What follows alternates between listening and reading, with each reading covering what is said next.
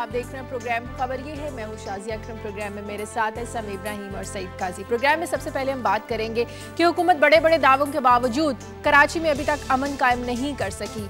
वहां पर अभी भी कशीदगी है। हमारे बहुत ही मोहतरम सदर जरदारी साहब कराची आए, रहमान मलिक साहब कराची आए, बड़े बड़े इजलास हुए, बड़ी बड़ी बातें हुई, लेकिन क्या फ़ायदा ऐसे इजलासों का कि वहाँ पर लोगों में खौफ की कैफियत अभी भी मुब्तला है। सवाल ये है कि क्या कराची में अमन के लिए सियासी अज़म की कमी है, इस पर बात करेंगे। साथ ही हम बात करेंगे एक और खौफ की कैफियत है जो गिलगित के शहरियों पर अभी तक तारी है। गो के वहाँ पर फौज के कंट्रोल और कर्फ्यू के बाद हालात कुछ संभल गए हैं, किसी हद तक वहाँ पर अमन कायम हो गया है, लेकिन कुछ और मसाइल हैं जो अब वहाँ पर सर उठाने लगे हैं। किस किस्म के मसाइल हैं ये आपको बताएंगे एक ब्रेक के बाद। और ब्रेक के बाद कराची से मैं ज्वाइन करेंगे हमारे नुमाइंदे बाबर सलीम, और स्कर्दू से हमारे साथ होंगे हुसैन आज़ाद। टेक अ ब्रेक के बाद बात करेंगे।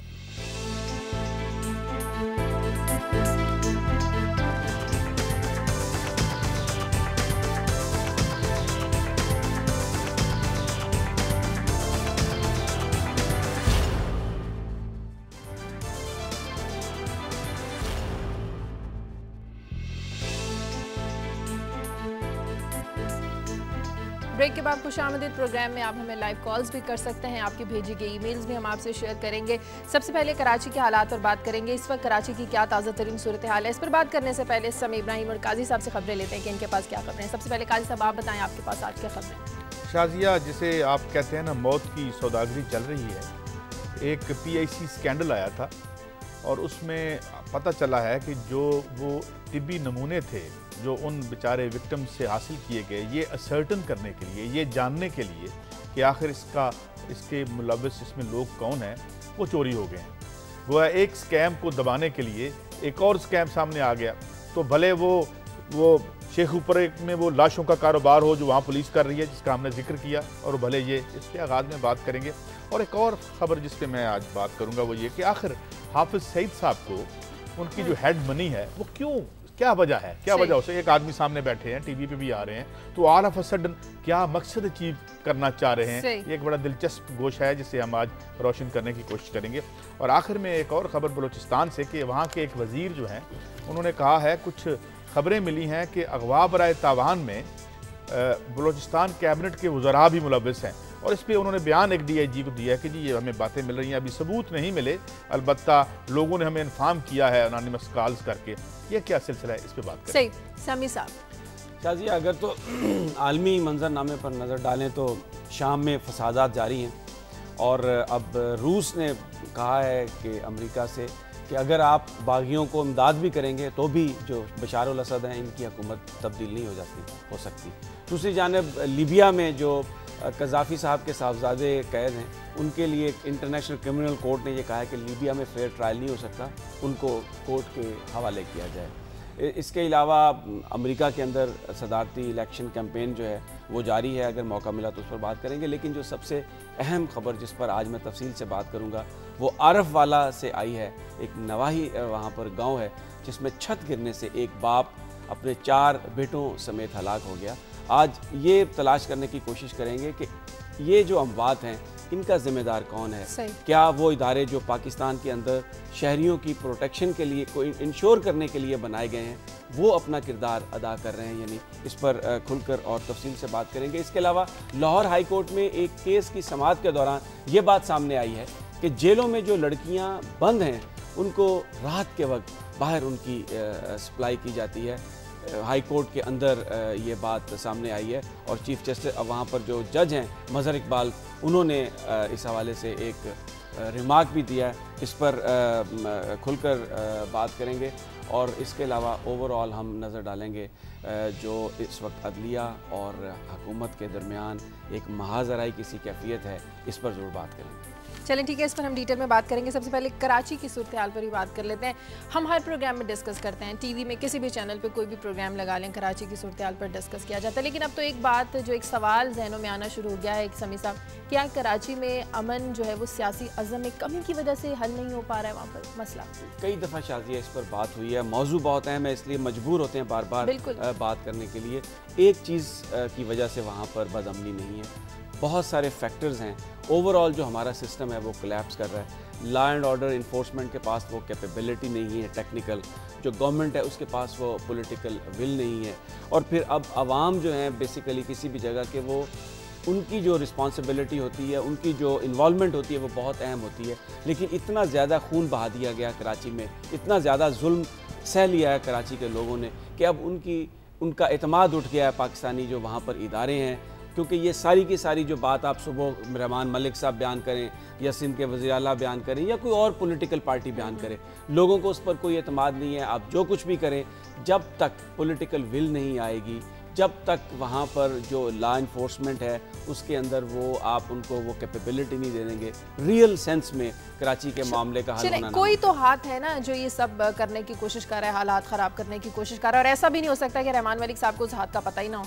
नहीं, उनको अगर पता है भी सही तो वो उसको करेक्ट नहीं कर सकते। 112 थाने हैं कराची के, 60 से 70 पुलिस वाले हैं वहाँ पे, सिर्फ 2.25 करोड़ का शहर है। मुझे बताएं कि क्या ये पुलिस लॉ इन्फोर्समेंट ये जो है ये कराची के शहरियों को अमन फराहम कर सकती है? सबसे पहले तो ये देख लें, अगर वो उनके अंदर विल भी है दूसरी एक तो विल नहीं है, अगर हो भी सही तो वो कैसे उनको फराहम कर सकती है कराची के शहरियों को अमन? तो ये जो एक मामला है ना कि हम कहते हैं कि जी वहाँ पर ये सियासी तकर्रियाँ हुई, ये एक फैक्टर ज़रूर है, लेकिन बेसिकली आपके पास वो इंफ्रास्ट्रक्चर ही नहीं है। आपने सारे जो फंड्स हैं अपने वो उन चीज़ों पर लगा दिए हैं जो गालिबन अहम ज़रूर होंगी, लेकिन इतनी अहम नहीं है जितना कराची का अमन कायम करना अहम है। तो तरजीहात का मामला है काजी साहब। देखिए, मैं इसमें ये अर्ज़ करूँ, फिर आपकी बात ठीक है, हम रोज़ बात करते हैं, एक मौजू है कि ऐसा दामनगीर हुआ कि हमारी जान ही नहीं छूटती इससे। मैं अर्ज़ कर दूं कि अगर हम इस मर्ज़ को जानना चाहते हैं, इस मर्ज़ की सबसे पहली बात तो ये कि जो रियासती इदारों और माफिया के दरमियान एक हद फासिल होती है वो नहीं रही। ये कहाँ पे जाके रियासत शुरू होती है और कहाँ माफिया शुरू हो जाता है कोई नहीं जानता। दूसरी बात मैं इसमें ये अर्ज़ करूँगा कि ये एक प्रॉक्सी वॉर चल रही है बिटवीन एटलीस्ट 3 ग्रुप्स, मेन बड़े 3 ग्रुप्स हैं, उस पर चल रही है। बहुत बड़ा मालियात इसमें इन्वॉल्व, ठीक है जी। मुख्तलिफ फिक्र हैं, कोई ऐसी तो नहीं है कि कोई ऐसा डॉक्यूमेंटेशन इसकी हो सके कि कितने भत्ते और कितने पैसे कहाँ तक पहुँचते हैं, मगर एक तखमीने के मुताबिक बिलियंस ऑफ रुपीज़ जो हैं उसका मामला है और लड़ाई हो रही है। समी साहब भी ठीक कहते हैं। मैं कहता हूँ इस सारे निज़ाम के अंदर आप आधी पुलिस भर्ती कर लें, 1 करोड़ और 20 लाख या 30 लाख लोग रहते हैं ना, आप 50 लाख लोगों की पुलिस बना के देख लें, कुछ भी नहीं होगा। उसकी वजह क्या है? उसकी वजह यह है कि जिस तरह कैंसर को एक खास वक्त तक जिस्म के अपने खुलिये प्रोटेक्ट करते हैं, उस वक्त तक जब तक वो फट नहीं जाता, जब तक के कहते हैं ना कि कैंसर का जो वाहिद इलाज है वो मौत है। बिल्कुल ठीक है। तो आपके जिस्म के अपने खुलिये उस मौत को प्रोटेक्ट करते रहते हैं until unless it comes to a point where ये है कराची की। लेकिन बज़ाहिर एक और भी तो वजह नजर आती है ना कि जितनी भी पार्टीज है वहाँ पर हर कोई पार्टी कोशिश करती है कि किसी ना किसी का होल्ड हो जाए। तो इनको छोड़ दें, इनको बाहर रखें। हम जो बात कर रहे हैं और जो हम कम्युनिकेट कर रहे हैं, बात जा रही है। बात ये है कि वो पार्टियां, अब क्या कहें, रोज मैं ये कहूँ कि तीनों पार्टियां डिलीवर नहीं कर रही, लोग कहेंगे यार आप क्या बात कर रहे हैं। लेकिन जो असल मामला वही कहेंगे ना, क्या अगर ये तीनों पार्टियां डिलीवर तो नहीं कर रही, और डिलीवर ना करने की वजह देखें आप एक जब मैंने ये अर्ज कर दी समी इब्राहिम साहब के हद फासिल कहीं नहीं रही माफिया और रियासती इदारों के माबैन।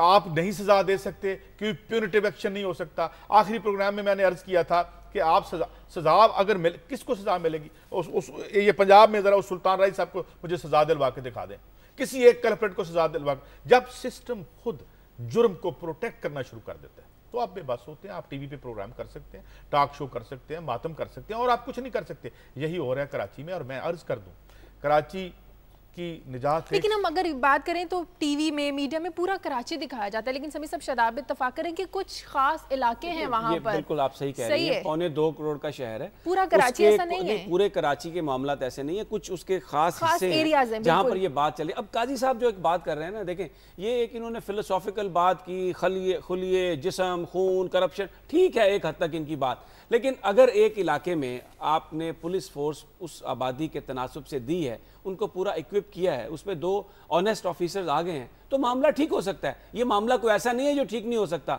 बुनियादी तौर पर जो रिसोर्सेज चाहिए वो रिसोर्सेज नहीं है।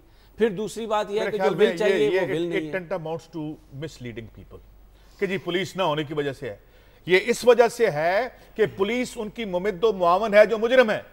आप ये ना कहें लोगों को, अब ये यानी कोई भी मुजरिम नहीं पकड़ा जा सकता, आज तक एक भी नहीं पकड़ सके। सही। बाबर सलीम हमारे साथ कराची से बात करते हैं। बाबर, हम बात यहाँ पर ये कर रहे हैं कि शायद पुलिस की तादाद उतनी नहीं है, 1.25 करोड़ का शहर है, इलाकों में जितनी पुलिस तैनात की जाती है वो नाकाफी होती है, और ऊपर से उनके पास वो सहूलियात नहीं होती, वो इक्विपमेंट नहीं होता। क्या ये बात दुरुस्त है? काफ़ी हद तक शादिया ये बात दुरुस्त है, लेकिन मैं काजी साहब की बात से जो है वो बिल्कुल उनसे मुत्तफ़िक हूँ कि वो कराची में जो कानून नाफिज करने वाले इदारे हैं, खुसूसन पुलिस, उसमें करप्शन का लेवल कुछ इतना ज़्यादा हो चुका है कि शहरियों को तहफ़्फ़ुज़ फराहम करना जो है वो अव्वलीन फरीज़ा जो है वो पुलिस का नहीं रहा, बल्कि शायद पैसे कमाना, या फिर वो लोग जो कि लैंड ग्रैबिंग में मुलव्वस हैं, मनशियात फरोशी में मुलव्वस हैं, उनको तहफ़्फ़ुज़ फराहम करना पुलिस जो है इस चीज़ को ज़्यादा तरजीह देती है। शहर के मुख्तलिफ इलाके हैं, कराची में जो हालात रहे आपने देखा, लियारी का इलाका कल रात, गुज़िश्ता रात जो गुजरी है, अभी एक बार फिर एनकाउंटर हुआ है, बख्तरबंद गाड़ियों के ऊपर दोबारा हमले किए गए हैं, फायरिंग हुई है, और ये तमाम एक ऐसी सूरत हाल में हुआ है जब लोग ये एक्सपेक्ट कर रहे थे शायद कि अब लियारी पुरअमन हो जाएगा, जहां गोलियां दिन भर तड़तड़ाहट गोलियों की रहा करती है। महसूस ये होता है कि कोई शायद अब उन सियासतदानों को जो कि कराची से सीटें लेते हैं, उनको अपने इलाकों में वापस जाने के लिए इलेक्शन से पहले कोई रास्ता चाहिए, कोई वजह चाहिए, कोई और वजह तो रही नहीं है। अच्छा बाबर सलीम, मुझे आप ये बात बताएं, आप कहते हैं कि वहाँ पर जो पुलिस की गाड़ियाँ हैं उन पर फायरिंग हो रही है, तड़तड़ाहट आप सुनाई देती है आपको, मुझे अब ये बात बताइए कि क्या पुलिस फोर्स जो थानों में है उसकी तादाद इतनी है कि वो इस किस्म की जो ऑनस्लॉट है, इस किस्म का जो मुकाबला है उसका बेहतर तरीके से उसको फेस कर सके? सभी साहब, ना सिर्फ तादाद उतनी नहीं है बल्कि ट्रेनिंग भी उस तरह की नहीं है। बड़े दावे करते हैं मंजूर वसान साहब, इसके साथ आईजी सिंध और दीगर आला पुलिस हुकाम के जी बेहतरीन वेल इक्विप्ड फोर्स होती जा रही है और बड़ी बेहतरीन तरबियत दी जा रही है, लेकिन अगर ग्राउंड पे आप सिचुएशन देखें तो कई स्टोरीज हमने खुसूसन इस चीज़ के ऊपर की हैं कि फायरिंग होते वक्त पुलिस एहलकार अपनी जो तैनाती की पोजीशन है वो छोड़कर चले जाते हैं। तो फिर एक आम शहरी को तहफ़्फ़ुज़ कौन फराहम करेगा अगर खुद पुलिस जो है वो अपनी पोजीशन जो है वो छोड़ना शुरू कर देगी? तो अभी लियारी में हालात कैसे हैं?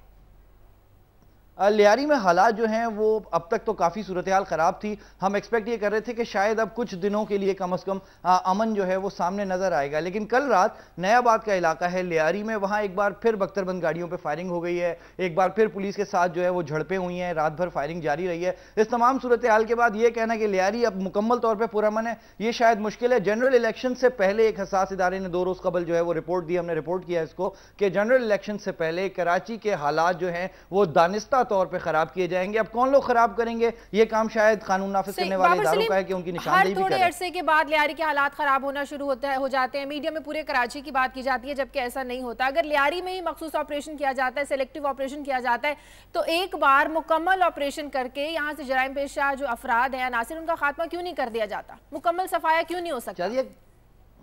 कैसे मुमकिन है ये चीज़ जब कराची पुलिस के बारे में खुद एक हसास इदारा रिपोर्ट कर रहा है कि लैंड ग्रैबिंग में आला अफसरान मुलव्विस हैं, मनशियात फरोशी में आला। अच्छा ये बताइए, मुझे ये बताइए कि वो जो हसास इदारा रिपोर्ट कर रहा है, क्या उसके भी कोई अफराद लैंड ग्रैबिंग में मुलव्वस हो सकते हैं, या वो हसास इदारा फरिश्तों पर मबनी है जिसने ये रिपोर्ट दी है? समी साहब, उमूमन इस किस्म के इदारे जो हैं वो फरिश्ते ही हुआ करते हैं, अपने गिरबान में कम झांका जाता है, दूसरों की गलतियां ज्यादा उन्हें करार देना पड़ता है, या उन्हें फरिश्ता करार देना पड़ता है। बाज़ औक़ात हमारी ये मजबूरी होती है कि हम उन्हें फरिश्ता करार दें, और ऐसा होता भी है। अपने गिरबान में कम झांका जाता है, दूसरे का गिरबान बड़ा आसान है खींचना भी और झांकना भी। मेरा ख्याल है इस मुल्क का सत्यानाश इन हसास इदारों की रिपोर्ट्स नहीं किया। बिल्कुल लियारी में प्रॉब्लम है और वहाँ पर इलेक्शन के लिए सियासतदान सब कुछ करते भी हैं, लेकिन मेरा नहीं ख्याल कि ये सियासतदानों को एक ईवल बना के पेश करना या जो कराची की सारी सूरत हाल है इसको इलेक्शन से जोड़ना सही होगा। जो बुनियादी मसाइल हैं आवाम के हल करने के लिए, जो लॉ इन्फोर्समेंट है, जो दूसरे इदारे हैं, उनके पास ना तो उतने वसाइल हैं, फिर जहाँ पर सियासतदानों का कसूर है ना उनके पास पॉलिटिकल विल है। क्या कहेंगे आप इसके बारे में? समी साहब, थोड़ा यहाँ पे मैं थोड़ा सा इख्तलाफ करूंगा। देखें, पुलिस फोर्स को जो है उसमें कम से कम सियासी मुदाखलत नहीं होनी चाहिए, कम से कम इस दर्जे में, जिस दर्जे में इस किस्म के खतरनाक मुल्ज़िमान की गिरफ्तारी का ताल्लुक हो जो शहर में बदअमनी और फसादात में मुलव्विस हों। हमने ये देखा कि गुज़िश्ता साल 80 से ज़ायद ऐसे टारगेट किलर्स थे जिनमें से बाज़ जो हैं वो 100 कत्ल की वारदातों में पुलिस ने डिक्लेयर किया कि वो मुलव्विस थे। अभी हम देखते हैं कि अभी शायद 6 महीने भी पूरे नहीं हुए उनकी गिरफ्तारी को, पुलिस उनको प्रोसिक्यूट नहीं कर पाई और अब वो सारे दोबारा शहर की मुख्तलिफ। अच्छा, मेरा एक सवाल है आपसे बाबर, एक सवाल जो अभी आपने बड़ी इंपॉर्टेंट बात की कि जो सियासी मुदाखलत होती है क्रिमिनल्स को प्रोटेक्ट करने के लिए, तो क्या हम ये समझें, आप ये कह रहे हैं कि कहीं पे जो प्रोटेक्ट करने वाला है और जिसे प्रोटेक्ट किया जा रहा है उसके मफादात जो हैं वो बामी हैं, एक जैसे हैं?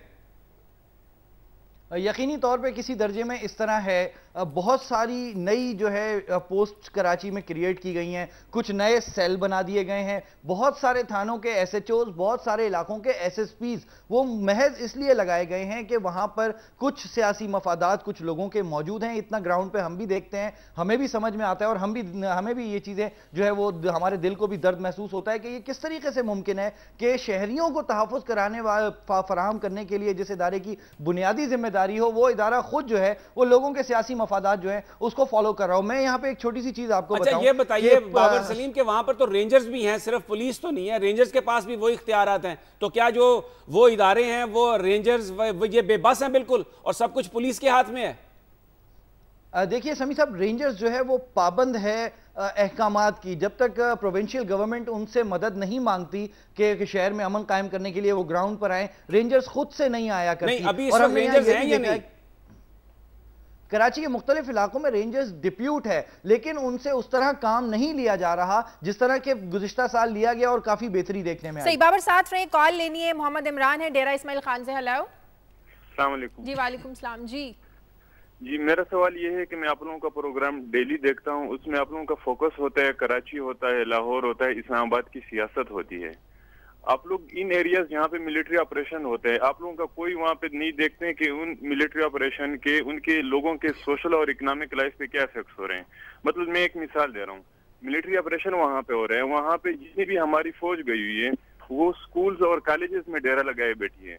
जब स्कूल्स में आपकी फौज पड़ी हुई है, उन्हें पड़ाव डाला है, तो फिर बच्चे कहाँ जाएंगे पढ़ने के लिए, जो कि एजुकेशन एक सबसे बेहतर तरीका है लोगों को यानी टेररिज्म से लेके सोशल लाइफ में लाने के। तो इस चीज पे बराए मेहरबानी कोई प्रोग्राम करें, वहाँ लोग जो आईडीपी जो माइग्रेशन करके आए हैं। बहुत शुक्रिया मोहम्मद इमरान साहब, इस पर हम जरूर प्रोग्राम भी करेंगे। बड़ी वैलिड बात की उन्होंने, और असल में ये है कि जो खबरें हम तक पहुँचती हैं हम उसको शामिल तो कर लेते हैं, मगर कुछ पहले खबरें भी आई कि किस तरह से तंग है इस सारी सिचुएशन से इन तमाम इलाकों के लोग जहाँ पे मिलिट्री एक्शन हो रहा है, और जिस तरह हम कहते हैं कि इसे फौरी तौर पे जो है वो इसे वाइंड अप करना चाहिए और ये लोगों की जो जिंदगी है वो बहाल की जानी चाहिए। सही बाबर, मेरा आपसे आखिरी सवाल, बिला तफरीक कार्रवाई का हुक्म दिया गया था, इत्तेहादियों को एतमाद में भी लिया गया था, बिला तफरीक कार्रवाई वहाँ पर नजर आ रही है, और दूसरा ये भी हुक्म दिया गया था, हिदायत की गई थी जितनी भी सियासी जमातों के पार्टी परचम है वो उतार दिए जाए, लेकिन वो ऐसा कुछ नजर नहीं आया वहाँ पर।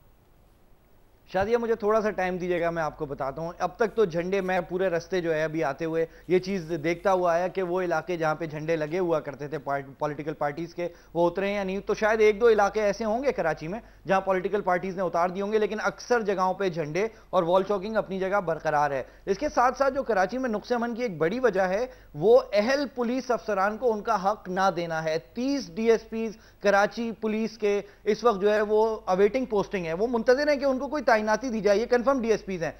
7 ऐसे इंस्पेक्टर्स थे जो आउट ऑफ टर्न प्रमोट हुए थे, DSP बने, सुप्रीम कोर्ट की हिदायत पर उनको दोबारा इंस्पेक्टर बनाया गया, लेकिन हैरानकुन मामला है कि तमाम दोबारा DSPs की सीट्स पे काम कर रहे हैं। कैसे कराची में अमन होगा? सही, साथ में एक कॉलर हमारे साथ, बाबर ही हमारे साथ कराची से। हेलो।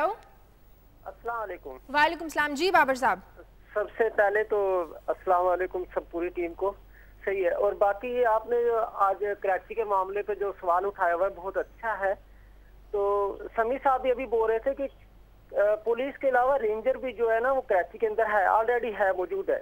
सही है, और यहाँ पे चोरी का सिस्टम इतना ज्यादा है चोरी का सिस्टम कि एक एक दिन में मेरे ख्याल करता है कुछ नहीं है। आपको FIR वगैरह की तो बात करने की जरूरत ही नहीं है, कुछ नहीं है तो कम से कम भी 100-150 रोजाना की गाड़ियां, बाइक वगैरह चोरी होती हैं कराची में। सही है, उसका कोई हल होना चाहिए। सही, मेरी खुद जाती तौर पे 2 गाड़ियां चोरी हुई हैं। पुलिस वालों को मैंने कहा यार, इस साथ ही बिल्कुल खड़े हुए थे। सही है, पुलिस वालों को कहा, वो कह रहे हैं जी पहले जाकर रिपोर्ट करवाओ। यहाँ तो रिपोर्ट का एक बहुत ज्यादा मसला बनता है। सही है, और दूसरी बात यह है कि रेंजर का जो इलाका है ना, रेंजर जो कवर करती है कराची को, वो बहुत अच्छे तरीके से कवर करती है पुलिस की निस्बत रेंजर बहुत अच्छे तरीके से कवर करती है। सही, बहुत शुक्रिया बाबर आपका। अब देखें जो उन्होंने बात की, बेसिकली हम भी जो फोकस कर देता है ना मीडिया, जैसे ये गैंग वॉर हो गई, टारगेट ऑपरेशन किलिंग हो गई। बत्ताखोरी एक जो क्राइम, बड़े क्राइम है उनमें से एक क्राइम है। बाकी जो स्ट्रीट क्राइम है, लोगों से आप मोबाइल छीन लेते हैं, लोगों से उनकी गाड़ियां छीन लेते हैं, उनको मगिंग करते हैं, रात को जाते वक्त उनको उनकी जेब से पैसे निकाल लेते हैं।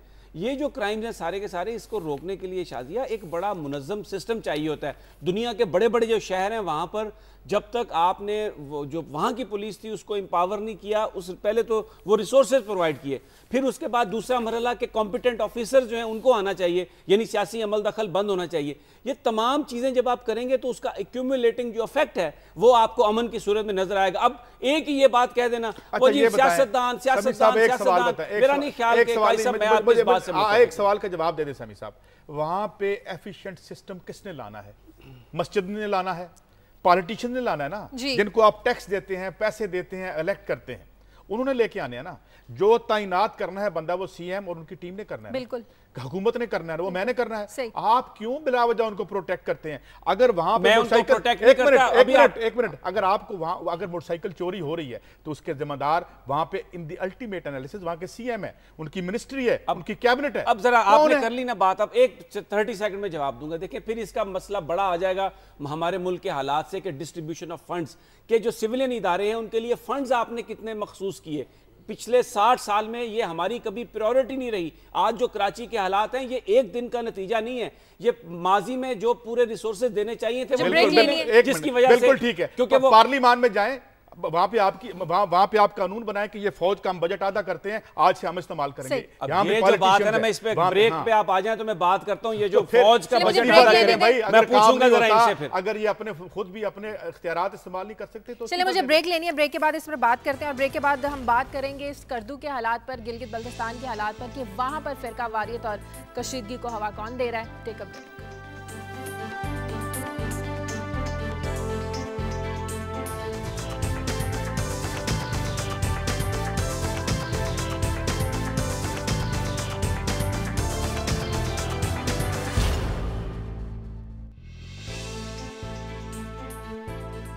खुशामदीद कॉलर हैं कराची से हमारे साथ वसीम। हेलो जी शाजिया, मैंने एक तो ये बात करनी थी कि आपके बाबर सलीम रिपोर्टर जो हैं इनकी रिपोर्टिंग बहुत शानदार है जी, और ये जब रिपोर्ट कर रहे होते हैं और आपके दोनों मेजबानों को आउट क्लास कर देते हैं तो ये अपने अल्फाज उनके मुंह में डालने की कोशिश करते हैं। उनको पूरी रिपोर्टिंग नहीं करते हैं, जिस तरह हालात वो समझ सकते हैं, वो स्टूडियो में बैठा इंसान शायद उसको उस तरह से फील नहीं कर सकता। जी बात कीजिए। और दूसरा ये कि कोई मुखलिस नहीं है, कोई संजीदा नहीं है। जब तक कोई मुखलिस और संजीदा नहीं होगा, जितने भी स्टेक होल्डर्स हैं, ये हालात कभी सही नहीं होंगे। ये धरती हमारी माँ है, ये धरती हमारी माँ है, इसको हमने लूट खसूट के और अभी तक इतना लूट खसूट रहे हैं कि उसमें कुछ अब बचा नहीं है। बहुत शुक्रिया वसीम साहब आपका, बहुत शुक्रिया आपका। ये जो हम बात करते हैं उन्होंने उसके अल्फाज दूसरे इस्तेमाल कर लिए कि हम कहते हैं कि विल नहीं है। कहने का मकसद ही ये होता है कि मुखलस नहीं है इस चीज़ को हल करने के लिए। ये बात तो सही है, सियासी अज़म की वही जो सियासी अज़म की कमी। दूसरा, एक काजी साहब ने अभी बात की थी, उन्होंने बड़ा एक पॉइंट किया, उसको हाईलाइट कर दिया कि जो डिस्ट्रीब्यूशन है हमारे यहाँ फंड्स की वो मुनासिब नहीं है। इन्होंने जो बात की कि अगर आप किसी मद में से पैसे कम करें तो सबसे बड़ी जो मद है वो डिफेंस बजट का, एक सियासतदान भी बात करते हैं कि उसको कम करके तो कुछ पैसे इसमें डाल दिए जाएं। अब ये एक ऐसा इशू है को मेरा नहीं ख्याल कि सियासतदान भी इतनी आज़ादी से उस पर फैसला कर सकते हैं। जब तक डिफेंस और पॉलिटिशियन मिलकर बैठकर कोई फैसला ना करें उस वक्त तक मेरा नहीं ख्याल के, वैसे तो गुफ्तगू में हम कुछ भी कह सकते हैं, लेकिन जब तक ये दोनों बड़े फरीक मिलकर कोई फैसला ना करें, किसी एक के फंड्स में कमी करना मुनासिब मेरे ख्याल में ये दोनों फरीक मिले हुए हैं अपनी तरफ, अपनी जगह पे ठीक अपना वारदात हो रही है। ठीक सही। चलें अब स्कर्दू के हालात पे थोड़ी सी बात कर लेते हैं। पिछले 4-5 दिनों से अब गिलगित बल्तिस्तान के हालात देख लें। अब स्कर्दू में भी हालात ये कोई एक एरिया की बात नहीं है, सेक्टेरियन वायलेंस की बात है। ये पहले कराची में था, फिर उसके बाद बलूचिस्तान में वहाँ पर मुसलसल जो हज़ारा है ट्राइब, उनकी जो बसेज हैं उन पर वो किया जाता है। अब ये वहाँ पर चला गया और जो इतलात आ रही हैं कि पंजाब के कुछ इलाकों में भी जो कुछ कालादम तंजीमें थी उन्होंने अपनी रीग्रुपिंग शुरू कर दी। ये फिरका वारियत को हवा देने की कोशिश की जा रही है। इसके अंदर जाहिर है एक तो बड़ा फैक्टर है कि पाकिस्तान के अंदर के जो हालात हैं जिसमें एक बड़ा रोल है जो मकामी उलमा हैं, कुछ उनमें हॉकिश होते हैं, उनका एक रोल है। फिर जो बैरूनी फंडिंग उनके लिए आती है, कुछ मदरसों को ईरान सपोर्ट सपोर्ट कर रहा है, कुछ में सऊदी अरब की सपोर्ट आ रही है, तो ये एक प्रॉक्सी वार उनकी चल रही है। फिर इसको हवा देने के लिए जो इंडियंस हैं वो भी मौजूद हैं ताकि मुल्क के हालात इस तरह से हों। तो मकामी और बैनुल अक़वामी दोनों इसमें शामिल हैं इसके बेसिकली, और पाकिस्तान को एक नई आग में झोंकने की कोशिश की जा रही है। बस इस पे जो पाकिस्तान के अवाम हैं उनको ये समझने की ज़रूरत है कि ये एक साजिश है। शिया सुन्नी या दूसरे फ़िरके वो सब एक दूसरे के साथ मिलकर रह रहे हैं और पहले भी रहते रहे हैं। लेकिन हमारी जो अपनी इंतजामिया फिर उसका फेलियर हुआ ना, बाहर से तो लोग हवा दे रहे हैं, बाहर से तो अंदर घुसने की कोशिश कर रहे हैं। आपको अर्ज करूं कि इंटरनेशनल एस्टेब्लिशमेंट हो या मकामी एस्टेब्लिशमेंट्स, टेररिज्म एक टूल बन गया है हुक्मरानी करने का। अगर पूरी दुनिया में हम देखें तो हम ये देखते हैं कि अब कुछ दिन पहले पुरस्कार से लोग आए हैं, उन्होंने बस में से लोगों को निकाला, बच्चों को शहीद किया और वो चले गए। उसके बाद आपने आग भड़का दी। इसका मतलब ये है कि ये कॉन्शियसली किया जाता है। ये इसलिए किया जाता है कि आबादियों को तकसीम कर दो उस बुनियाद पे जो हुक्मरानों को जिसका फायदा हो। कहीं वो उस बुनियाद पे तकसीम ना हो जाए कि जिससे वो ये पूछें कि भाई ये 7 अरब रुपए का स्कैम क्यों हो रहा है, ये इतने पैसे इस शोबे की तरफ क्यों जा रहे हैं, ये मेरे टैक्स के पैसे तुम लोग क्यों खा रहे हो, तुम्हारा हक की हुक्मरानी क्या है या क्या नहीं है, ताकि वो ये क्वेश्चन न करें। जैसे कराची को तकसीम कर दिया लिसानी बुनियाद पे और उसको हमने कर दिया। एक कॉलर है एबटाबाद से, अमजद। हेलो हेलो, अस्सलाम वालेकुम, मैं अमजद बोल रहा हूँ एबटाबाद से। जी वालेकुम सलाम जी, बात कीजिए। एक्चुअली मैं हॉलैंड से आया हूँ। मैंने 2 बातें करनी थी सिर्फ आप लोगों से। सबसे पहले आपको सलाम और पूरे पाकिस्तान को अस्सलाम वालेकुम। वालेकुम सलाम। जी जी, अच्छा मैंने ये करना था, समी इब्राहिम साहब से ये कहना था कि ये कितना अच्छा होता अगर आप लोग ओवरसीज पाकिस्तानी के लिए बजाय इलेक्शन में हमारा हक देने के अपने प्रोग्राम्स में अगर आप हमें टाइम दे देते तो हम आपकी बेहतर खिदमत कर सकते हैं।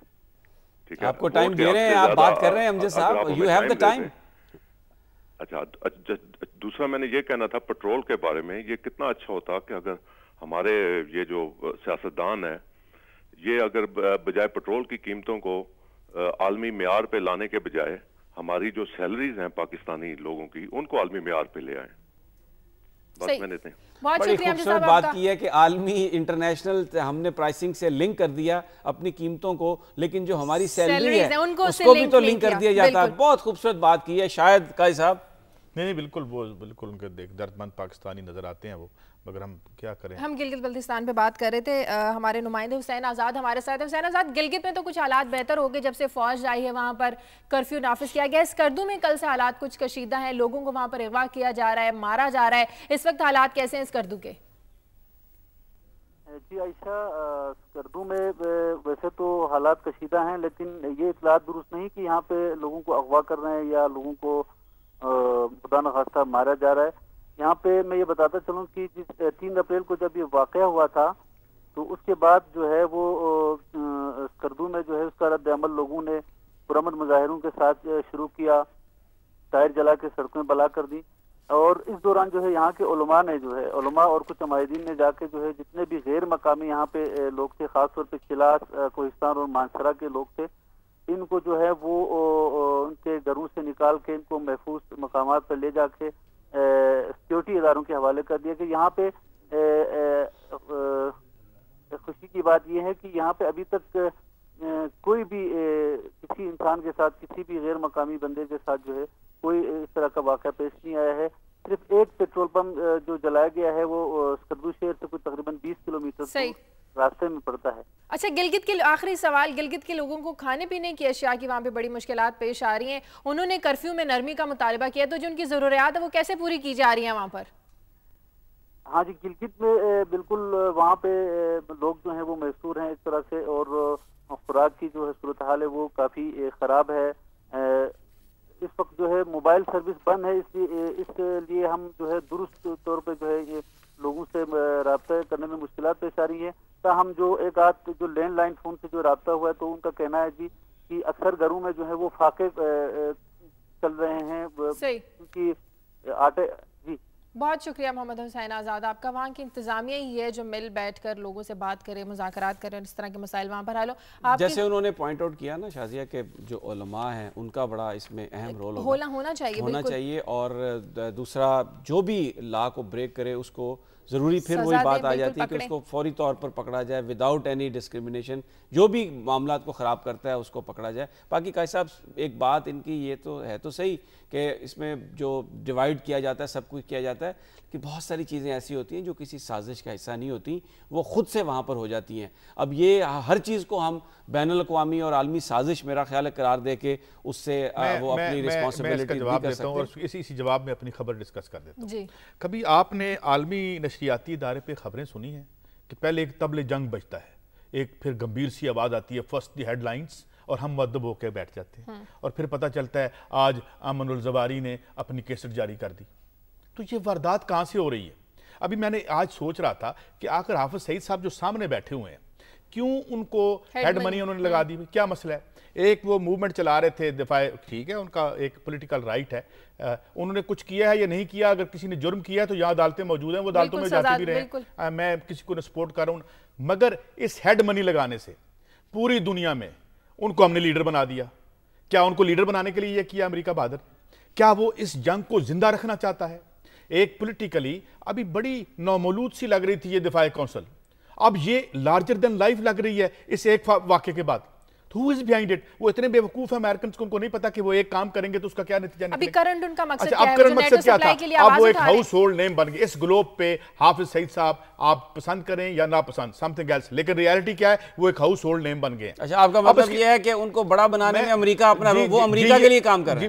मैं कुछ भी नहीं कह रहा, तो मैं सिर्फ इतनी बात कह रहा हूं, मेरी अर्ज सुन लें। उनके हेड आपने कोई किताब बेचनी हो ना तो कहते हैं ये जरा बच्चों के लिए नहीं है, बच्चे बिल्कुल इससे दूर रहे, वो सबसे ज्यादा बच्चे खरीदते हैं। तो फिर वो बेचने वाला ही करता है ना मार्केटिंग। बात यह है कि ये जो उन्होंने हेड बनी लगा, इसका मतलब मैं उसी खबर के जवाब में दे रहा हूं कि ये साजिश क्यों है। ये बिल्कुल साजिश है, ये इस इशू को, और ये क्यों है साजिश? नेटो सप्लाई की बहाली। अब देखिए, अब एक थोड़ा सा मुझे इस पर रिस्पॉन्ड करने दें। अब ये जो काजी साहब ने बात की है कि जी वो जो किताब बेचनी हो तो उसके लिए उसकी मार्केटिंग की जाती है। अब वो मार्केटिंग वो करता है जिसको उसका फायदा हो रहा हो। आपका अगर मैं ये मतलब आपकी बात मान लूं तो इसका मतलब ये है कि हाफिज सईद साहब को अमेरिका बतौर लीडर प्रोजेक्ट कर रहा है, उनको बड़ा बना के पेश कर रहा है, इसमें अमेरिका के क्या मफाद हो सकता है? जी प्लीज। कर रहा है या नहीं कर रहा है मैं इसकी गवाही तो नहीं दे सकता, मैं जो उसने किया है उसका लाजमी नतीजा ये निकला है। अब मैं आपको एक और बात बता दूं, एक माशी ऊदम मचा हुआ है उनके अपने ममालिक में। वो क्या खबरें दें? क्या वो रोज ये खबर चलाना अफोर्ड कर सकते हैं BBC या CNN पे कि उनके इतने लोग रोजाना बेरोजगार हो रहे हैं, 15,000 इंडस्ट्री बंद हो गई है। They need something to sell to their poor people. वो उनको बेचना चाहते हैं, उन्हें हमेशा एक उसामा बिन लादेन दरकार होता है ताकि अपनी आबादियों को काउ डाउन करें और ताकि वो अपना हुक्म। वो मेरी बात सुने, ये उनका टेररिज्म भी उनका मेमो स्कैंडल है, जो हमारा मेमो स्कैंडल है। काजी साहब, ये आपका पॉइंट ऑफ व्यू है। हाफिज सईद साहब के मामले में मेरा नहीं ख्याल कि उनको इसलिए बड़ा बना के पेश किया मैं ये नहीं कह रहा, मैं सिर्फ इतना कह रहा हूं कि हाफिज सईद साहब अब हाउस होल्ड नेम है पूरे ग्लोब पे। पहले वो उनकी पॉलिटिकल हैसियत, अब जो एंटी अमेरिकनिज्म जो पूरे ग्लोब पे फैला हुआ है, उनके तो हीरो बन गए वो। सही। अब मैं इसमें थोड़ा सा एक सेकंड कॉल अभी ले लेते हैं, लेकिन ये मामला बड़ा अहम है। इन्होंने जो हाफिज सईद की बात की, अब बुनियादी तौर पर हाफिज सईद के खिलाफ अमेरिका ने एक कदम उठाया। अब उस कदम उठाने की वजह से अगर वो नोन हो गए तो वो एक अलग बात है। बुनियादी तौर पर क्यों उठाया? ऐलान किया गया इंडिया में जाके।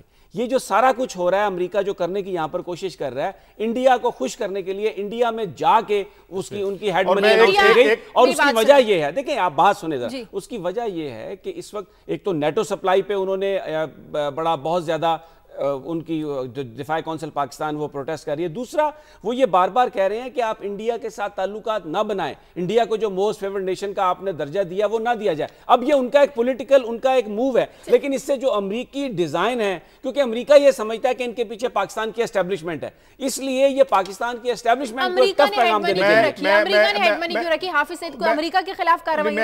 अमेरिका वो ये उन्होंने बात ये बनाई है कि क्योंकि मुंबई अटैक्स में 5 अमेरिकी भी मारे गए थे, और उनका यह कहना है कि लश्कर तैयबा जो थी, जो अब जमात उद दावा के नाम से काम कर रही है, ये अमेरिका कह रहा है। मैं बात तो इजाजत देते हैं, मुझे खत्म कर लेने दें, फिर आपके पास सारा टाइम है।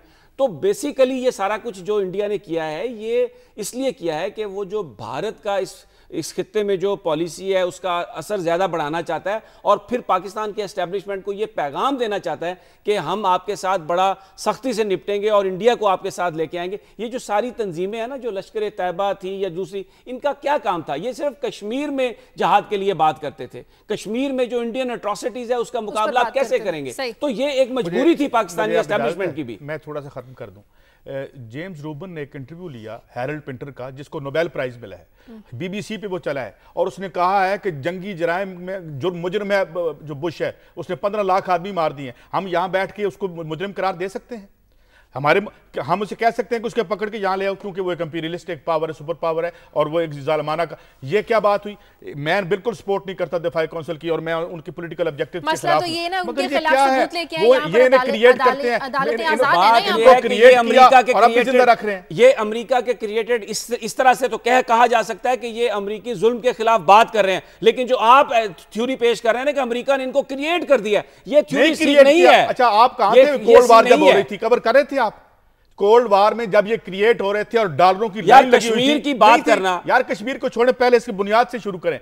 क्या कोल्ड वार में यहां की सारी रिलीजियस तंजीमें नहीं बनाई गई थी, जिसमें अमेरिका खुद, हिलरी क्लिंटन ने यह कहा, मुशर्रफ परवेज ने यह कहा, आज आपके प्राइम मिनिस्टर साहब ये कह रहे हैं कि इनको बनाने वाले तो अमेरिका खुद था। बनाने वाले अमेरिका नहीं थे, वो तंजीमें हालात की वजह से बनी। तो उस वक्त अमेरिका ने उनको सपोर्ट की क्योंकि वो अमेरिका की नहीं, अमेरिका इनोसेंट नहीं, अमेरिका इनोसेंट नहीं है भाई।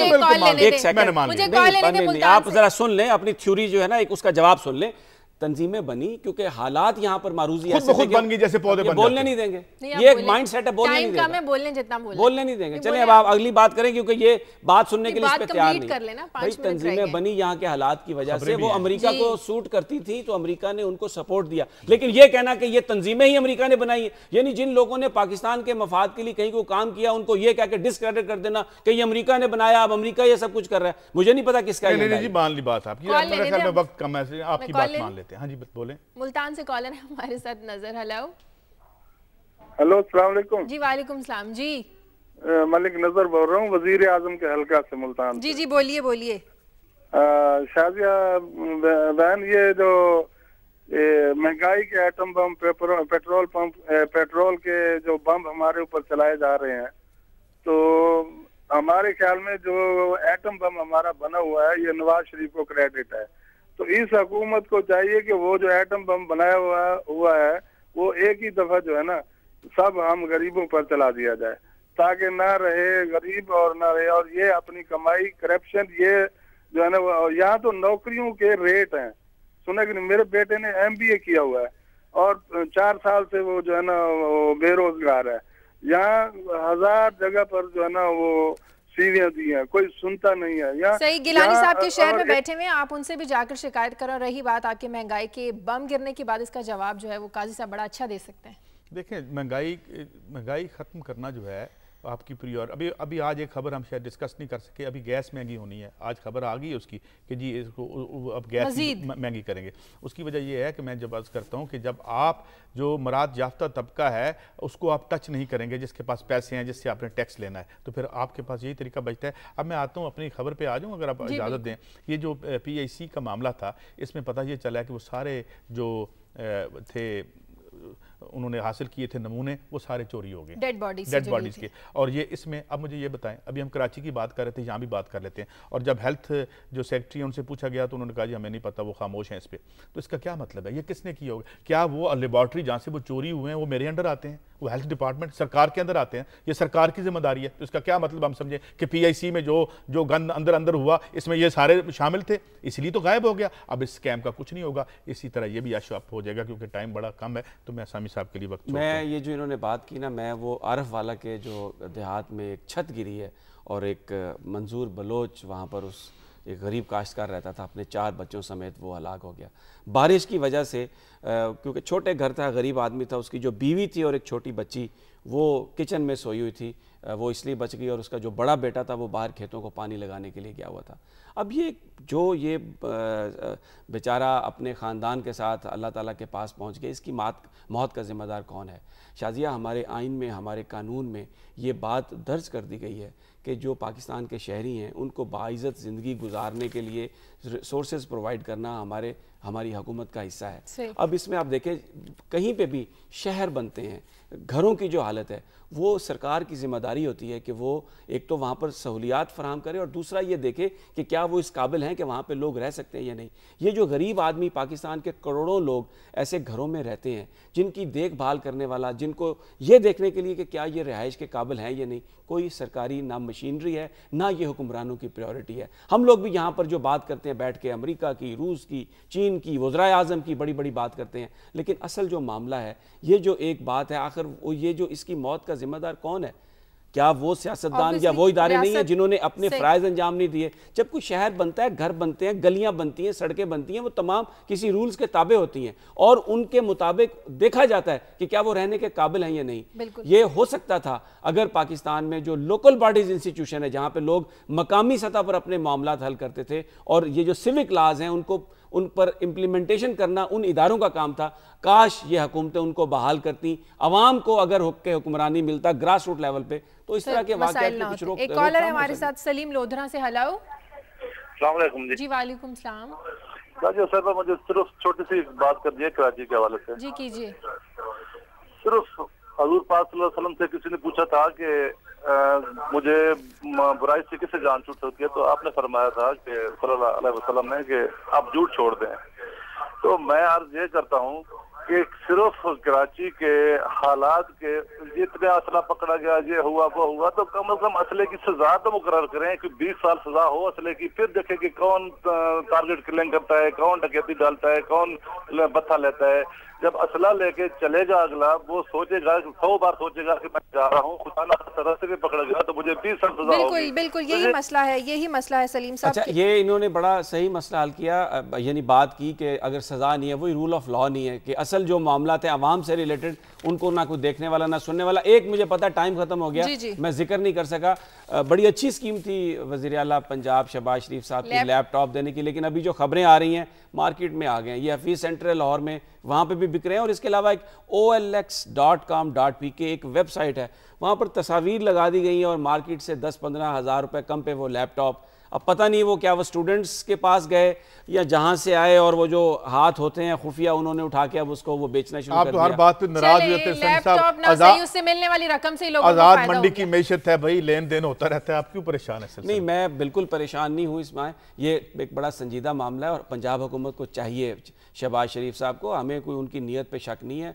स्टूडेंट्स को लैपटॉप मिलने चाहिए, लेकिन अगर लैपटॉप मार्केट में बिकने शुरू हो जाएंगे तो इसका मतलब है कहीं ना कहीं कोई उसमें ख़राबी है। तो काइंडली लैपटॉप में ख़राबी है नहीं, इससे जिन लोगों के ज़रिए लैपटॉप दिए जा रहे हैं या जहाँ से दिए जा रहे हैं वहाँ पर कोई बड़ा होल बन गया है, उसको रोकने की कोशिश है, वगरना ये सारे उस होल में से निकल के बह जाएंगे और हफीज़ सेंटर में ही आ जाएंगे। प्रोग्राम का वक्त हो गया, बहुत शुक्रिया आपका। प्रोग्राम के लिए आप फीडबैक दीजिए, खबर@दुनिया TV.tv पर। इजाज़त दीजिए, अल्लाह हाफ़िज़।